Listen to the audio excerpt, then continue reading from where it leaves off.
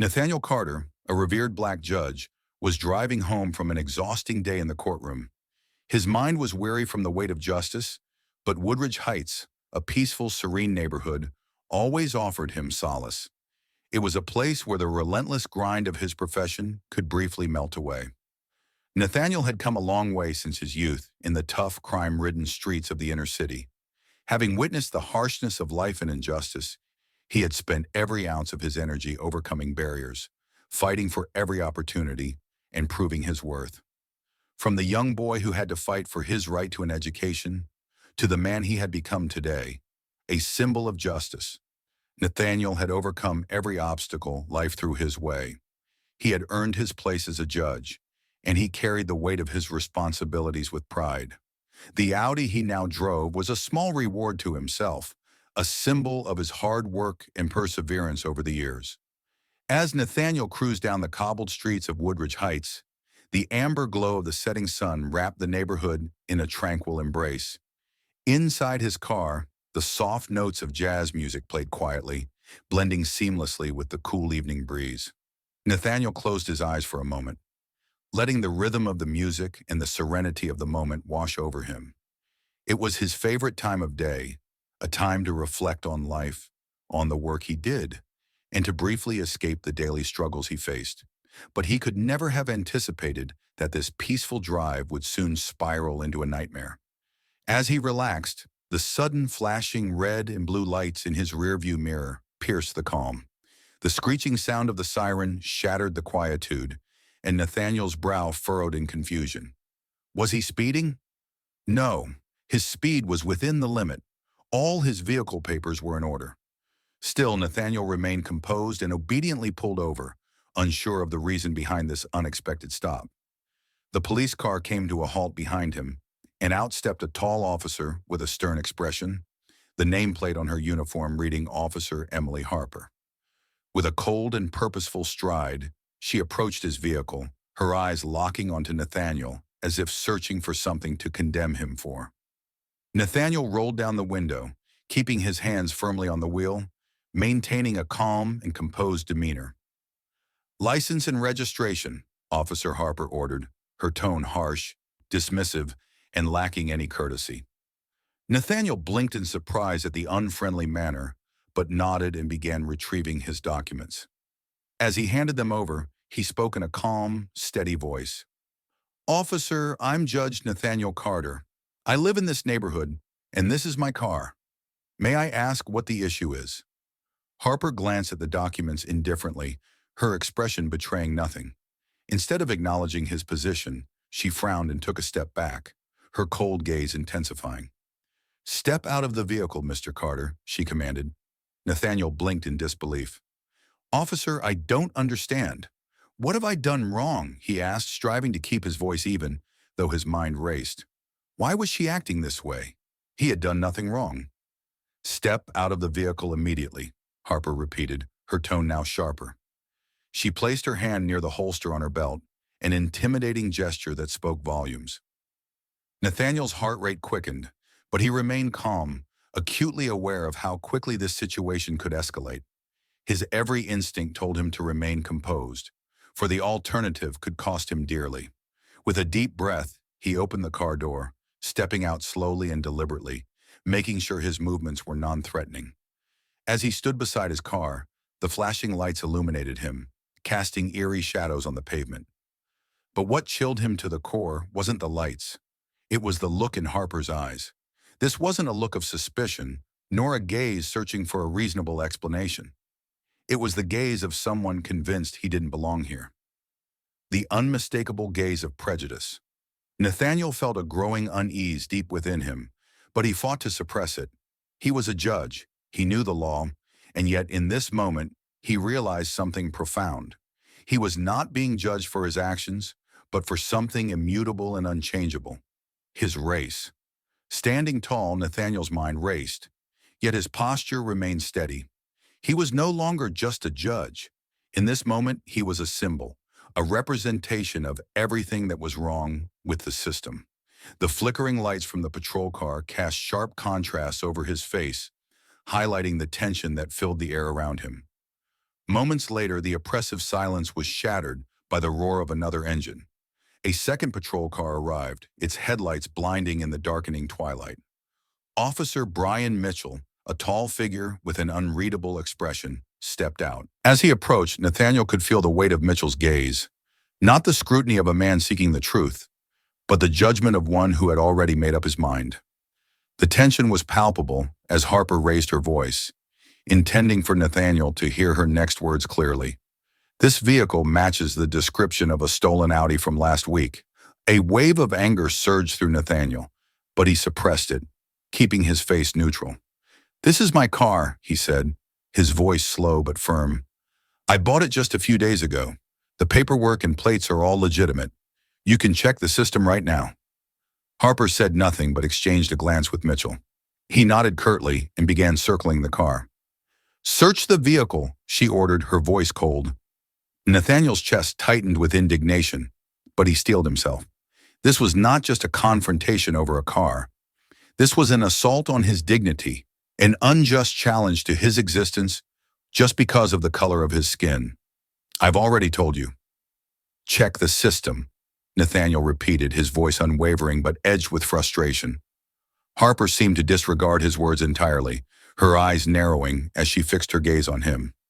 "This is for your safety, Mr. Carter," she said, her tone dripping with condescension. To her, he was not a respected judge. He was merely a black man standing next to an expensive car that didn't belong to him. Mitchell moved to the Audi, and Nathaniel's eyes followed his every movement. It felt like an eternity as Mitchell methodically searched the car.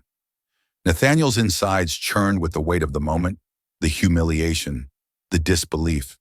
And then, a whisper from behind curtains in nearby windows. Curious neighbors had begun watching. Some recorded the scene on their phones. Others simply stared. This was no longer just an isolated incident. It had become a public spectacle. The judge, the man who was supposed to uphold justice, was now being paraded as a criminal in the very community he had devoted his life to protecting. Mitchell opened the trunk and paused, pulling out a small black bag. His eyes narrowed as he turned to Harper. "What's this?" he asked, holding it up for her to see. Nathaniel's heart skipped a beat. His stomach churned. He had never seen that bag before in his life. "I don't know," he said, his voice trembling but controlled. "That bag is not mine," Harper smirked. "Not yours?" she repeated, her tone full of disbelief and mocking. "We'll see about that." Mitchell placed the bag on the car hood and unzipped it, the tension thickening with every passing second. When the bag opened, the contents were revealed. Several small sealed packets, a few pieces of paper, and a receipt from a store just down the street dated that very day. Nathaniel froze, his mind racing to make sense of what he was seeing. "I don't understand," he said, his voice cracking with a mix of fear and anger. "That bag isn't mine. It's been planted. Someone is trying to frame me." Harper's expression hardened. "A suspicious bag in your trunk, and you expect us to believe it just magically appeared?" Her words dripped with sarcasm, her skepticism palpable. Nathaniel's pulse quickened. This wasn't just about the car or the bag. This was about an injustice he had seen countless times before. An unjust system that would stop at nothing to tear down those it deemed unworthy. "You're accusing me without evidence," Nathaniel said, his voice steady but commanding. "Do you realize where this will go? A judge treated like a criminal outside his own home? You know how this will play out, don't you?" Harper hesitated, but her resolve quickly returned. "We're just doing our job," she said, though her voice now lacked the conviction it had earlier. Nathaniel knew this was no longer just about this encounter. This moment, this humiliation, was a reflection of something much larger. It was a stark reality.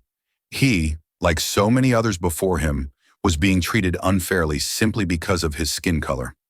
Nathaniel's dignified but increasingly desperate struggle against wrongful arrest, the refusal of Officer Harper to verify the facts despite his protestations, and the presence of bystanders with their phones create an intense moment. The juxtaposition of Harper's own internal struggle, fueled by her past experiences and the immense pressure she feels, adds complexity to her character. Her belief in the necessity of following procedure, despite mounting doubts, contrasts sharply with Nathaniel's firm stance on justice. The appearance of Linda Martinez, a longtime neighbor of Nathaniel, and the rising support of the community shifts the balance, highlighting the power of collective action in the face of perceived injustice. The crowd's vocal support and Mitchell's increasingly sympathetic stance towards Nathaniel create an atmosphere where Harper's authority is visibly crumbling as the weight of the situation grows.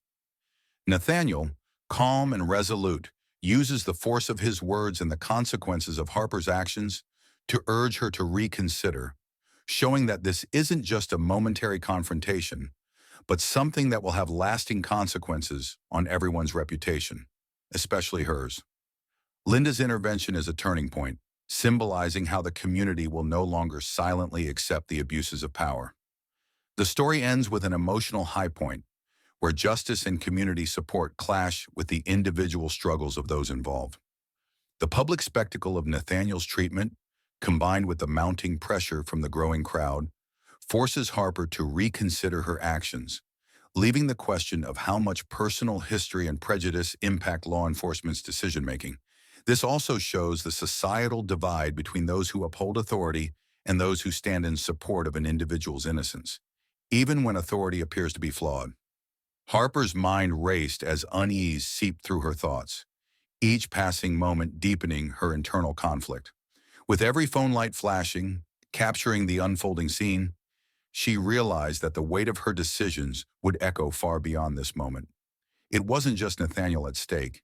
It was her career, her integrity, and the very principles she had sworn to uphold. Mitchell's gaze locked onto hers, his disapproval evident in the tightness of his jaw. "We need to handle this professionally, Harper.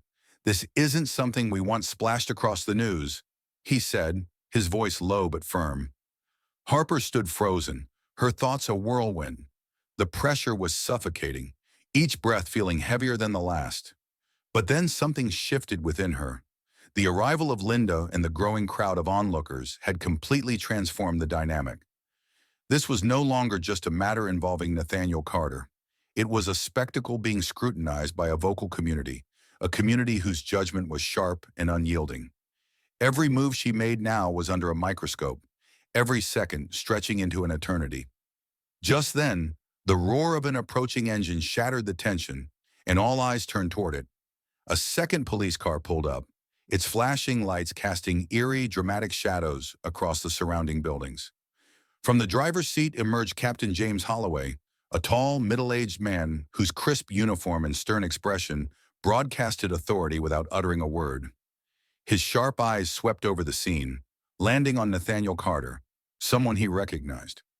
Standing handcuffed by his Audi, Nathaniel's face conveyed a mixture of disbelief and concern. Holloway's footsteps were purposeful, his presence commanding the attention of everyone nearby.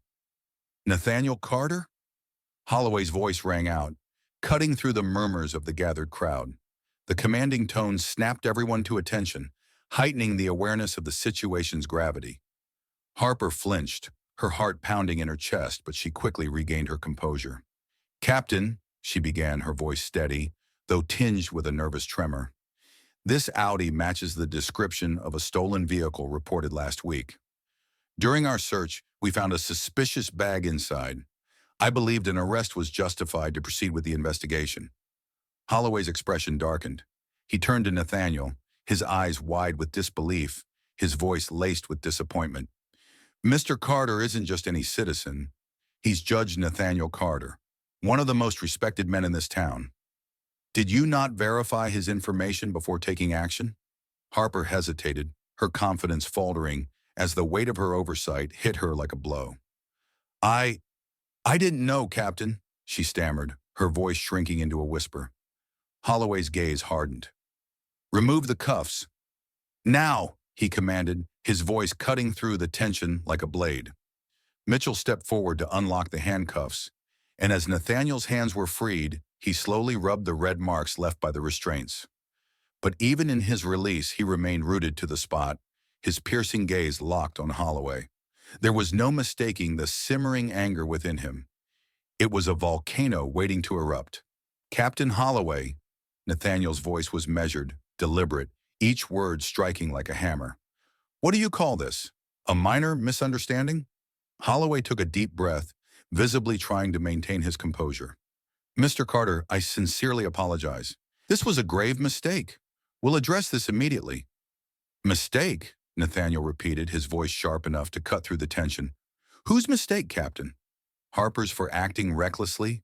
Or the system you oversee, one that allows bias to guide behavior instead of justice? Holloway's shoulders sagged slightly. Nathaniel's words were heavy, a truth he could not ignore. He understood the consequences of this incident, but still felt an obligation to protect his team. Mr. Carter, Holloway began, his tone now measured but firm, I assure you, I will personally handle this matter. What happened today does not represent the entire force. Nathaniel let out a bitter laugh, the sound filled with derision. Doesn't represent, Captain? This isn't an isolated incident. This is emblematic of a larger problem, a system where people like me face prejudice every day, where bias is a weapon, not a shield. Holloway's resolve wavered. He turned to Harper, who stood motionless, her face pale with tension. Harper, Holloway said, his voice carrying a note of disappointment, did you even check the vehicle's information? Harper shook her head, her voice barely audible. I was going to, Captain, but you didn't, Holloway interrupted, his voice cold as steel. And for that, you will be held accountable. Nathaniel stepped forward, his gaze unwavering as he met Holloway's. Captain, I don't care for empty apologies or vague promises. I want to know right now how this system will change to ensure this never happens again. Not just to me, but to anyone. Holloway stood silent for a moment, feeling the weight of the crowd's gaze upon him. He knew Nathaniel wasn't speaking only for himself.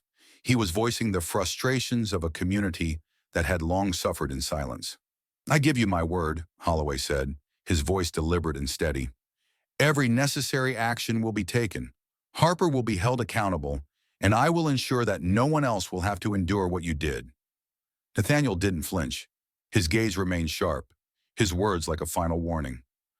I'll hold you to that, but remember, Captain, your promises will be judged by your actions, not by the hollow words I've heard far too many times.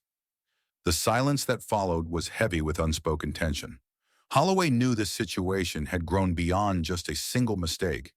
It was a stark reminder that the system he had sworn to uphold was flawed, its cracks too large to ignore any longer. After the incident, the ripple effect, the days following the incident saw Nathaniel's story explode across social media. The footage of a respected judge being handcuffed, treated like a criminal, ignited a wave of outrage. Hashtags like #Justice for Nathaniel and #End. Racial bias began trending, and what had started as an isolated event turned into a symbol of a broader, systemic issue. Nathaniel, ever the leader, seized this moment to drive change. He organized a community meeting at the local cultural center, not just to clear his name, but to address the deeper issues of prejudice and injustice that extended far beyond his experience. The hall was packed, and as Nathaniel took the stage, his eyes scanned the crowd. Residents, journalists, social activists, all drawn here by the same common cause, the demand for change. What happened to me that night wasn't just a personal mistake, Nathaniel began, his voice resonating with authority. It was a reflection of a much deeper problem, a system that judges based on prejudice and false assumptions. As he spoke, Harper sat near the back, her heart heavy with the weight of her actions. When Nathaniel finished his speech, he turned to her, surprising the room by inviting her to speak. Harper stood, feeling the eyes of the entire community on her. She didn't just offer an apology. She outlined a concrete plan for change. I commit to undergoing training on implicit bias and working with this community to create regular dialogues between law enforcement and residents, she said, her voice unwavering. But words aren't enough. Starting tomorrow, I will lead a project to improve relationships between the police and this community. This isn't just about making amends. It's about creating something better. Her words hung in the air, silencing the room.